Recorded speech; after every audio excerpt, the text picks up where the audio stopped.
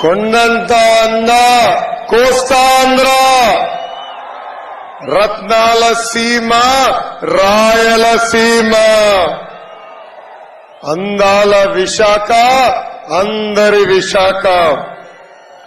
అన్ని ప్రాంతాల నుంచి పెద్ద ఎత్తున వచ్చిన ప్రజలకి ఈ కార్యక్రమానికి ముఖ్య అతిథిగా వచ్చిన తెలుగుదేశం పార్టీ జాతీయ అధ్యక్షుడు వారు నారా చంద్రబాబు నాయుడు గారికి, జనసేన అధ్యక్షుడు వారు పవన్ అన్నకి, మీ అందరి బాలయ్య, నా ఒక్కడికి ముద్దుల మావయ్య బాలయ్య బాబు గారికి, తెలుగుదేశం జనసేన పార్టీ నాయకులకి, కార్యకర్తలందరికీ నా హృదయపూర్వక నమస్కారం. బొమ్మ బ్లాక్ బస్టర్ గురు.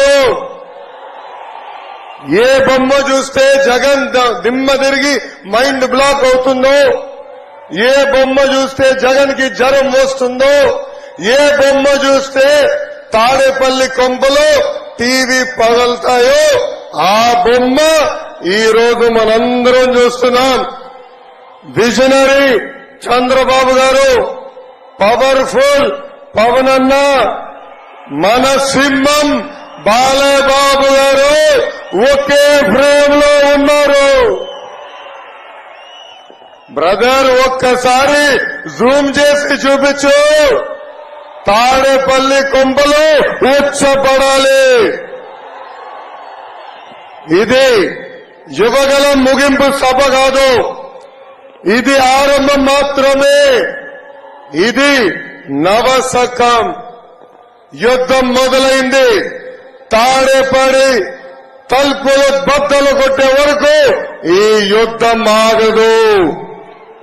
ప్రజాస్వామ్యంలో పాదయాత్ర చేస్తే అది పోరాటం అవుతుంది. కానీ రాక్షస పాలనలో పాదయాత్ర చేస్తే అది విఫలమం అవుతుంది. యువగలం, మనగలం, ప్రజాబలం. ఈ యువగలం నేను కుప్పం నుంచి మొదలుపెట్టా. 226 రోజులు, 97 నియోజకవర్గాలు, 2108 గ్రామాలు, వార్డులు, 3132 కిలోమీటర్లు పాదయాత్ర చేశా. ఈ యువగలం ఆపేదానికి పోలీసులు పంపించారు. అంబేద్కర్ గారు రాసిన రాజ్యాంగం చూపించి ఈ యువగలం ముందరికి సాగింది. ఈ యువగలం ఆపేదానికి ఆనాడు సైకో జగన్ జియో 1 తీసుకొచ్చాడు. ఆ రోజే చెప్పా, జియో 1 మర్చి ఎక్కడ పెట్టుకుంటావో పెట్టుకో, ఈ లోకేష్ తగ్గేదే లేదు.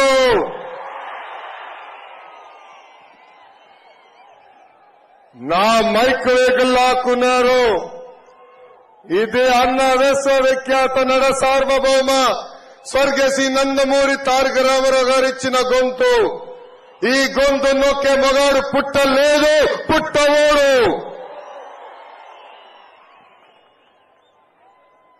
యువగలం ఆనాడే చెప్పా, ఈ యువగలం సాగనిస్తే పాదయాత్ర, అడ్డుకుంటే దండయాత్ర. వైకాపా కార్యకర్తలు పంపించారు. వాళ్ళు మనోళ్ళ పైన గుడ్డేస్తే పసుపు సైన్యం ఆమ్లెట్ వేసి రిటర్న్ గిఫ్ట్ ఇచ్చింది. బామలకే భయపడని బ్లడ్ మనది. ఈ పిల్ల సైకోల్కి మనం భయపడతామా? భయపడతామా? భయపడతామా? భయం మన బ్లడ్ లోనే లేదు బ్రదర్. జగన్ది రాజారెడ్డి రాజ్యాంగం పొగరు, మీ లోకేష్ ది అంబేద్కర్ రాసిన రాజ్యాంగం పౌరుషం.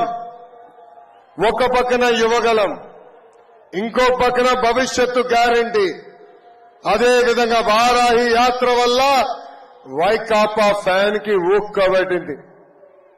చాలా ఇబ్బంది పడ్డారు.